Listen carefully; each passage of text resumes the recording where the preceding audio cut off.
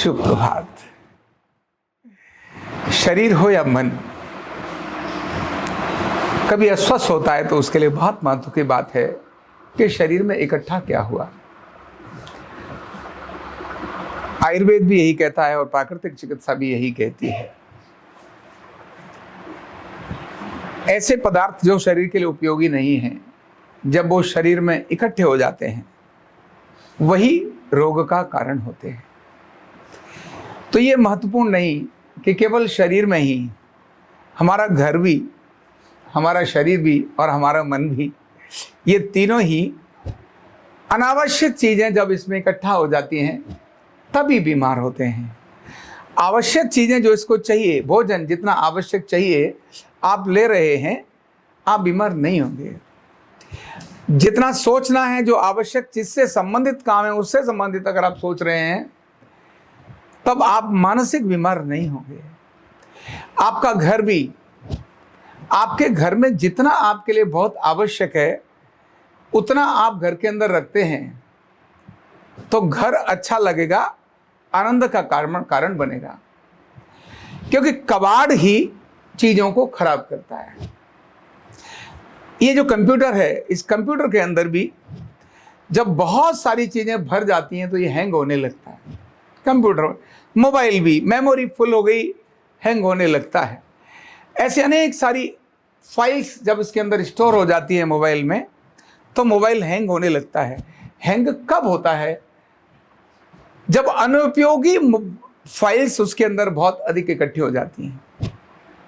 कठिनाई तब आती है जब लैपटॉप के अंदर या आपके सिस्टम के अंदर जो आपकी उपयोगी, जिन्हें आपने समझा उपयोगी है लेकिन रूटीन में तो आपके उपयोग आती ही नहीं, जब वो इकट्ठी हो जाती हैं तब आपका लैपटॉप हैंग होता है।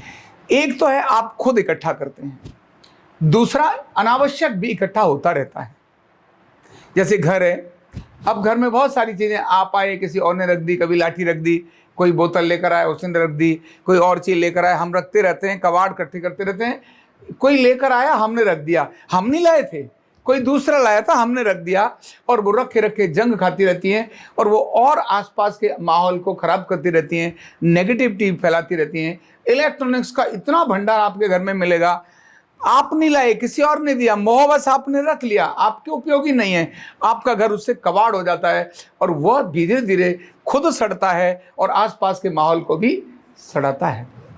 शरीर के अंदर भी ऐसा ही है।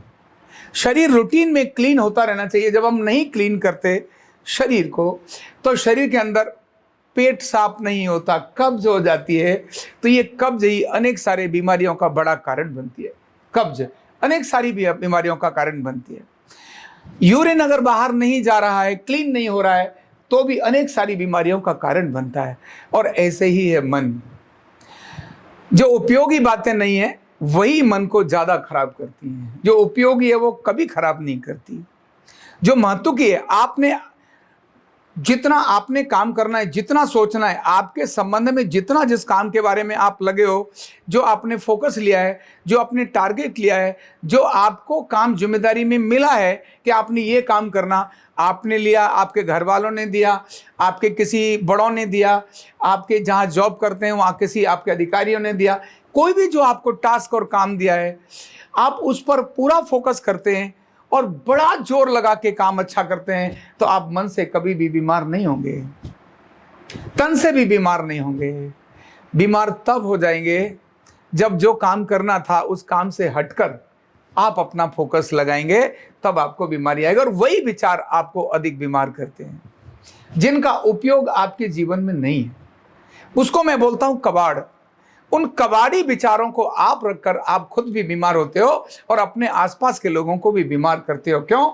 उन कबाड़ी बीमारों के कारण आप इरिटेट होगे, आप रिएक्ट करोगे, आप चिंता करोगे, आप किसी को गुस्सा करोगे, आप किसी से बात करना बंद कर दोगे, आप किसी को वैल्यू देना बंद कर दोगे, केवल कबाड़ी विचारों के कारण से। ये कबाड़ी विचार ही, या कबाड़ी खान पान ही, या कबाड़ घर में इकट्ठा करना ही, यही समस्या का बड़ा कारण होता है। मैंने अपने जीवन में अपने खुद बड़ी बार अनुभव करके देखा। मैं जब प्रचारक था तो मेरे पास 1-2 जोड़ी कपड़े ही रहते थे, मुझे ज़्यादा झंझट नहीं होता था, कुर्ते पजामे और 1 जोड़ी चप्पल, कभी भी तो जरूरत ही नहीं पड़ती। एक बैग यहाँ से कहा अधिकारियों ने उठाकर वहाँ चले जाओ तो उधर चले गए, समस्या ही नहीं होती थी। अभी समस्या होती है जब बैग कहाँ लेके जाना, अब उसमें प्रेस नहीं बिगड़नी चाहिए, क्रीज नहीं होनी चाहिए, ये नहीं होना चाहिए, वो नहीं होना चाहिए, कठिनाई का कारण बनता है। टेंशन होती है, अरे इस पर तुमने क्यों रख दिया मेरे इस कपड़े, अरे हटाओ ना, ये मेरा कपड़ा खराब हो जाएगा। इससे पहले कभी कपड़े की चिंता ही नहीं होती थी, रात को धोया, सिराने के लगा दिया तकिया के नीचे, सवेरे बढ़िया प्रेस हुआ और जो पहना हुआ था वो सुबह धो के सुखा दिया। 2 जोड़ी कपड़े, झंझट ही नहीं था, कपड़ा गंदा होगा इसकी चिंता ही नहीं थी। कबाड़ हो गया, अधिक सारी चीजें आ गई, ऐसे ही फितूर की चीजें, दिमाग में बहुत सारी चीजें जो अपने उद्देश्य से परिपूर्ण नहीं है, जो मेरे मिशन को लेकर उपयोगी नहीं है, जो मैं इस समाज में, इस देश में जो आके करना चाहता हूं, जो भगवान ने मुझे मेरे लिए निश्चित किया है, मेरे और बड़े लोगों ने, मेरे घर परिवार ने जो निश्चित किया है, मेरा दिमाग उस पर कम चलता है, उससे हटकर अलग चलता है, किसी का भी ध्यान रखना, वो कबाड़ है और वो बीमारी का कारण करता है। अभी आने की आदत है, घर में भी आ रहा है, आप कितनी खिड़की बंद करेंगे आ ही जाएगी धूल। आप ना चाहते हुए कुछ चीजें आपके कंट्रोल में, आप जो खाना चाहेंगे कुछ तो ऐसा है जो आप खाएंगे। मैं आपके घर गया, आपने जो खिलाया मुझे तो वो खाना ही पड़ेगा, क्यों? आपके मन को रखने के लिए मैं खा रहा हूं, तो जो मुझे उपयोगी नहीं लग रहा फिर भी मैं बहुत बार खाने की स्थिति हो जाती है। ऐसे में क्या करना? तो शरीर को जैसे हम अपने को क्लीन करने के लिए अर्धनारीश्वर चिकित्सा, यानी जहां खाया पिया न जाता हो, बिना खाए पिए जगह पर अपने को क्लीन करना, इसमें योग है, प्राणायाम है, अपनी अर्धनारीश्वर चिकित्सा है, ये शरीर को क्लीन करने के काम आती है। अब अनावश्यक कबाड़ को, मन के कबाड़ को कैसे भगाएं? मन का भी तो कबाड़ बड़ी ज्यादा इकट्ठा हो जाता है, फितूर की चीजें अपनी आती रहती हैं। तो मन के कबाड़ के लिए भी क्लींजिंग के लिए कुछ स्थान है जहां ये कबाड़ क्लीन होता है। ध्यान रखना, शरीर का कबाड़ क्लीन होने के लिए आप योग, प्राणायाम और इसके माध्यम से कर लेंगे, आसन कर लेंगे, अर्धनारीश्वर चिकित्सा कर लेंगे, व्यायाम कर लेंगे, विश्राम कर लेंगे, स्नान कर लेंगे और उपवास कर लेंगे। ये आपके तन के कबाड़ को ठीक करता है। मन के कबाड़ को, विचार को ठीक करने के लिए 50 जगह नहीं है। एक आपका गुरु स्थान ऐसा होता है जहां आपका मन का कबाड़ ठीक होता है। दूसरा, आपके माता और पिता एक ऐसा स्थान है जहां आपके मन का कबाड़ ठीक होता है। और तीसरा है भगवान का द्वार, जहां आप भगवान की भक्ति करने के लिए शुरू हो जाएं, प्रभु का नाम लेना शुरू हो जाएं और समर्पित कर दें, आप उसके सामने उसी को समर्पित कर दें। ये आपके मन के कबाड़ को खत्म करने के लिए अद्भुत माध्यम है। जब अनावश्यक कबाड़ इकट्ठे हो जाते हैं, यही क्यों उनको ठीक कर सकते हैं? कोच क्यों नहीं ठीक कर सकते? काउंसलर्स क्यों नहीं ठीक कर सकते? इंस्ट्रक्टर्स क्यों नहीं ठीक कर सकते? साइकोलॉजिस्ट आपके कबाड़ को क्यों नहीं ठीक कर सकते? ये कभी आपके कबाड़ को ठीक नहीं कर सकते, क्योंकि माता, पिता, गुरु और भगवान ये आपके साथ निस्वार्थ भाव से आपका भला सोचते हैं। बाकी सबको अपना भला चाहिए, उसके हिसाब से, अपने हिसाब से अपना एजेंडा सेट करने के लिए आपकी क्लींजिंग करते हैं। केवल माता, पिता, गुरु और भगवान यही आपके लिए सच्चे क्लींजिंग का कारण बनते हैं। भगवान आपको मानना पड़ता है, माता पिता आपके स्वयं प्रारब्ध से आपको मिले हैं और गुरु को भी आपने स्वीकार करना पड़ता है। इसीलिए गुरु के प्रति समर्पण दिखाना होता है, भगवान के प्रति समर्पण दिखाना होता है। माता पिता के प्रति समर्पण तो आपका स्वाभाविक ही जन्म से ही हो जाता है, क्योंकि उन्होंने तो आपको बड़ा किया ही है। आपकी ट्यूनिंग तो पैदा होने से ही है। इन दो के साथ ट्यूनिंग आपको बाद में बनानी पड़ती है।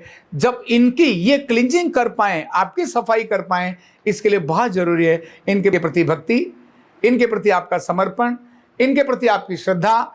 ये आपकी श्रद्धा, आपकी समर्पण, आपकी भक्ति, ये आपको क्लीन करने के लिए गुरु के द्वारा बोले गए शब्द, इंस्ट्रूमेंट को, शब्दों को, जो शब्द, जो वर्ड्स बोल रहे हैं, वो जो ध्वनि प्रकट कर रहे हैं, वो जो आपकी तरफ देख रहे हैं, उनका देखना, आप सुनना, आपके कानों से, आपकी आंखों से आपके प्रति पड़ते ही आप क्लीन होना शुरू हो जाते हैं।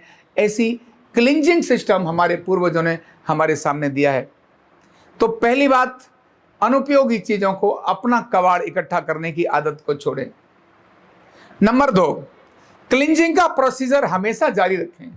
शरीर को क्लीन करने के लिए भी मैंने बताया और मन को क्लीन करने के लिए भी मैंने बताया। अनेक सारी बीमारियां आती हैं और चली जाती हैं, अनेक सारे मन के रोग आते हैं और चले जाते हैं। जो जितना पुराना होता है उसको जाने में भी उतना समय लगता है, उतना समय देना चाहिए। शरीर को अभी लूज मोशन हो गए थे किसी के कारण से, आप एक दिन भोजन छोड़ दो, अगले दिन लूज मोशन आपके अपने आप ठीक हो जाएंगे। बुखार आ गया था, 2 से 3 दिन के प्रोसीजर्स के बाद ठीक हो जाएगा। लेकिन अगर बुखार वो क्रॉनिक इन्फेक्शन के कारण से आ रहा है, ट्यूबरक्लोसिस के रूप में आपके अंदर आया है, या कोई और क्रॉनिक इन्फेक्शन कोई सड़न आपके शरीर में हो रही है, उनके कारण से अगर आपको बुखार आ रहा है, जिसको हम टाइफाइड भी बोल देते हैं।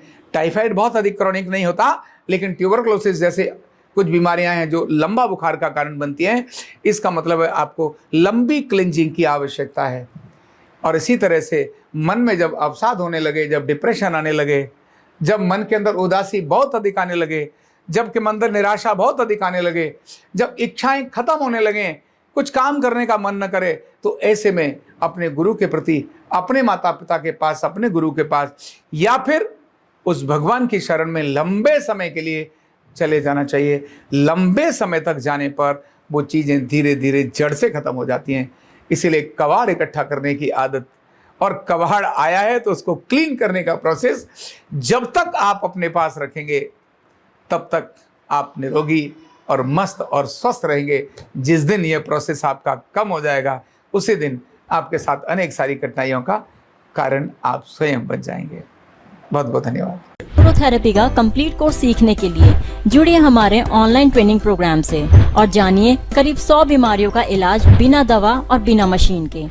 इस न्यूरोथेरेपी ऑनलाइन ट्रेनिंग प्रोग्राम से आप घर बैठे बन सकते हैं गवर्नमेंट सर्टिफाइड न्यूरोथेरेपिस्ट। रजिस्ट्रेशन के लिए नीचे दिए गए नंबर पर अभी कॉल करें। और हाँ, हमारे वीडियो को लाइक करना, शेयर करना और चैनल को सब्सक्राइब करना बिल्कुल भी ना भूलें। धन्यवाद।